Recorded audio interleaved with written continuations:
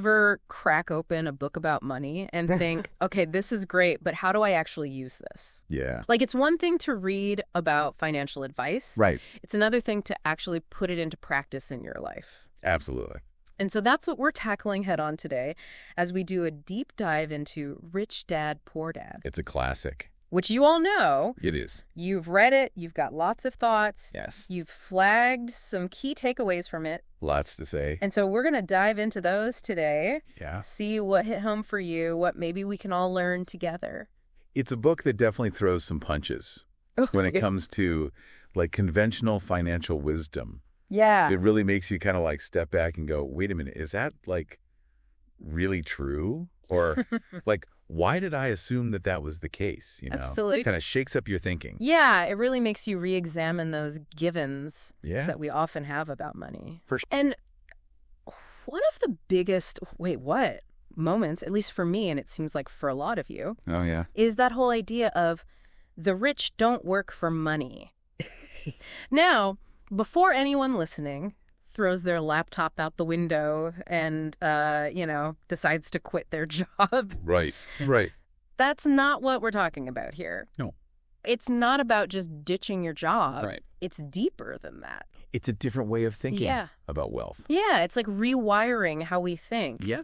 about assets and liabilities, Yes. which I think is something that we kind of maybe learned in school, Maybe. but not really. Not really. It was one of those things where it's like, yeah, assets and liabilities, got it. Right. But you don't really internalize what those are or what the difference is, really. Yeah. And it's so easy, I think, especially when you're starting out, to kind of fall into that trap of thinking that a paycheck, that's it, right? Yeah. Like you get more money, you're wealthier. You're good to go. Yeah. Like if I can just get to this salary, then I've made it. But Yeah. Rich Dad, Poor Dad, it's like, no, it pushes you to think about actually building assets. Yes. Say Yeah. things that are actually out there generating income, even when you're not working, you're not clocking in. Okay, so explain what you mean to that. So like, instead of thinking about how much money you're making at your job, think about how can I put my money to work for me? Okay.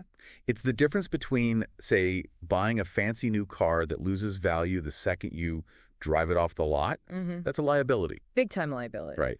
Versus, I don't know, maybe buying a rental property, something that will actually generate income for you each month. So that rental income is coming in, Exactly.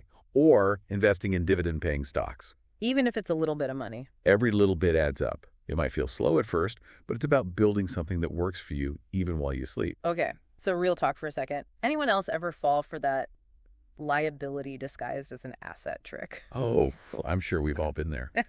Because I'm just going to go ahead and say, I'm just recovering from thinking my designer handbag collection Okay. was an investment strategy. Oh, interesting. It's not. I You're mean, told. they're beautiful, They're lovely. but they are staying right where they are. Yeah, that's where the book's emphasis on financial education comes in, Yeah. right? It's not about, like, shaming anyone for, like, our past choices. Right. But it's really about arming ourselves with the knowledge to make smarter choices going forward. Yes. Like Rich Dad, Poor Dad really drives home that financial literacy. It's like learning a new language. Yes. And it's a language they don't always teach in school. You know, I have to say, of all the things that we're going to talk about today, that is the thing that resonates with me the most. It's so important. Is that idea of financial education being like a whole language. And if you don't grow up speaking that language, Yeah. you are just at such a disadvantage when you enter the, like, quote unquote, real world. It's true because you go out there, people are throwing these terms at you and you're like, I have no idea what any of this means. I'm so lost. And it's intimidating. Yeah. It can feel really overwhelming. I remember very distinctly getting my first 401k plan information. Oh, yeah. Being like, this is hieroglyphics. It's like a foreign language. I don't understand. Exactly. And the book argues that this knowledge gap, it's not just about like comfort. Right. It's about having control over our lives. Yes, absolutely. Yeah. Because when you understand how money works, you can make it work for you. You're not just at the mercy of, I don't know, your employer, your bank, whatever it might be. You're in the driver's seat. 100%. And one of the things I found really impactful about Rich Dad, Poor Dad is how it doesn't just define assets in like that traditional sense of stocks and real estate. It broadens the definition. Oh, yeah. Things like your education, for example. Oh, interesting. That's an investment, right? Yeah. You're investing in yourself, your future earning potential. Right. Your skill. Exactly. Or your network of contacts, that's potential Yeah. capital. knowing the right people can open doors, lead to opportunities.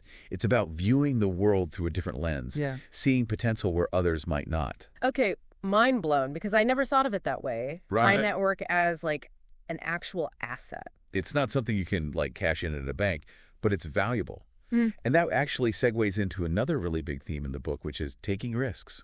Yes. Because you have to be willing to put yourself out there to really build wealth. And this is where a lot of people, I think myself included, get tripped up, right? Yeah. Because the fear is real. Oh, absolutely. That fear of failure, of making a mistake, it's powerful.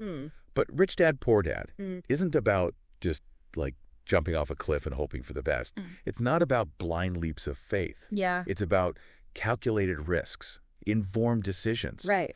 Remember that story about the author's rich dad encouraging him to work for free to learn about a specific business? Oh, yes. It wasn't about the lack of paycheck in that moment. Right. It was about gaining experience, knowledge, making connections, things that would pay off in the long run That he could then take. and apply. Exactly. Oh, that's so sexy. And sometimes it's about getting comfortable with being uncomfortable, because that's often where the growth happens. It's like, hey, discomfort might be the price of admission Yeah. to a whole new financial level. 100%. Yeah.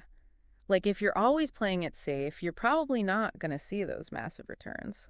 Right, and that kind of connects back to what we were saying earlier about building wealth through business and investing. Yeah. You know, this idea that it's not just about having a job, it's about creating something that generates income, Yes. and ideally even passive income. Absolutely.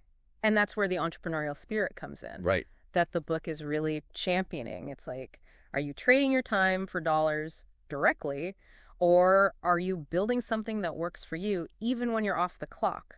Remember the contrast that the book draws between the author's poor dad, who's stuck in that cycle of working for money, very much trading his time for dollars. Yes, very traditional. And then his rich dad, who's out there looking for opportunities, building businesses. Looking for ways to leverage his time and money to create more of both.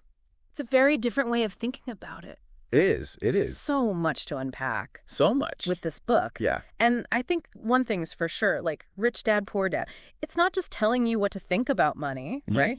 Definitely not. It's really about giving you this whole new framework, this whole new language, like we were saying earlier, to think with. It's about challenging your assumptions, pushing you to see the world of money in a different light, Yeah. which is what I love about it, honestly. So I'm curious, after this deep dive, Yeah. what is resonating with you most? What's something that maybe we've talked about today where you're like, ooh, yeah, that I'm going to sit with that for a second? You know, for me, it's that reminder that financial literacy is a journey, not a destination. Oh, that's good. You know, we're all constantly learning and growing, and it's okay to make mistakes. Yes. The important thing is to keep educating ourselves, keep asking questions, and keep moving forward. Yes, and to be kind to yourself in the process. Oh, absolutely. Yeah. Be kind to yourself. You don't have to learn it all in a day, No. you know. Take it one step at a time. One step at a time. There's no pressure. For me, Yeah. honestly, it's a reminder that I need to brush up on my investing basics. Oh, me too. Me too. It's been a while, you know. It's easy to get out of practice, Yeah. for sure. What's one key action that you think our listeners could take today Oh, that's a good one. to kind of boost their own financial literacy? I love that. Because we've been talking about these big ideas, which is great. Yeah. But, like, what's the one thing people can do when they turn this off? You know what? I would say think about a financial term that maybe you hear thrown around, but you're like, I don't really know what that means. Oh, that's good. Yeah, and just take like 15 minutes, even just to do a little research. Google it, watch a YouTube video, just something to wrap your head around it a little bit better. Because that one small step, that little bit of knowledge can make a big difference. That's excellent advice. Thank you. Thank you so much Yeah, of course. for doing this deep dive with me. This was fun. I always learn so much from these conversations. Me too. And thank you for listening. Yes, thank you. And until next time, keep learning and keep diving deep.